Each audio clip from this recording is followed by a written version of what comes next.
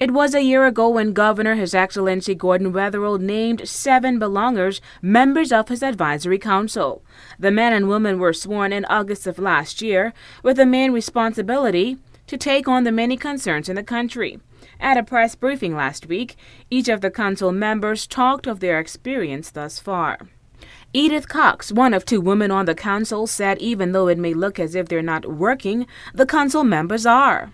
During this past 12 months, we have tackled a number of issues of national importance, and I think we've made great strides. I'm not sure whether we've put out as much positive information as we should have, perhaps, and it is thought that not enough has been done because we probably haven't done that.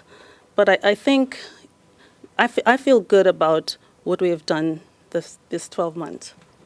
Joseph Connolly said it's been a difficult 12 months. He said some of the decisions made by the council will soon have a positive effect. I think it's been a very difficult 12 months. I think it's been very difficult for many of the departments we've seen to perhaps understand that, unlike perhaps in previous administrations, there was going to be a very clear distinction about what government is expected to do, and I think that's come as a surprise to some government departments. The background of the economic situation has not made it any easier, and hopefully next year, if we can see some uplift in the economy, then some of the strides and some of the decisions we've made will start to have a positive effect on the community. Thank you.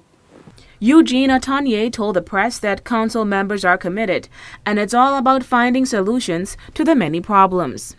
We came in at a time that the nation was expecting so much, and the problems were so much. And I think that has been extremely very challenging. And on our part, we've dealt with quite a whole number of issues from different fronts and at different fronts. The magnitude of problem that we encountered, we inherited, they are not such problems that the solution will come overnight. But what I have at least perceived from my colleagues is that they are not resigning about it. One of the more notable council members, Human Rights Commissioner Doreen Crouch-Stubbs, said there have been many changes since the establishment of the council. My resolve remained the same since we took over last year, and I am still committed to the Advisory Council, even though now we're on the last year of our tenure. And I think in response to Mr. Malcolm's question in regards to our report card, I think we ought to be graded quite high, simply because we have accomplished a lot.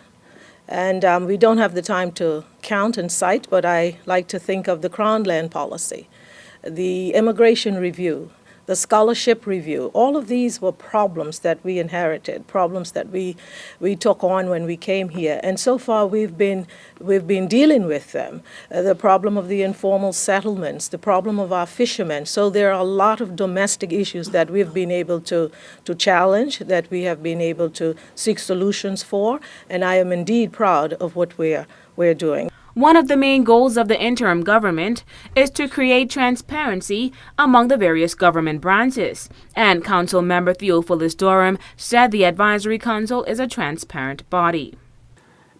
There's more transparency in Turks and Caicos now than we've ever had during all our elected governments. So I think sometimes people look for things to be accomplished in a small time frame.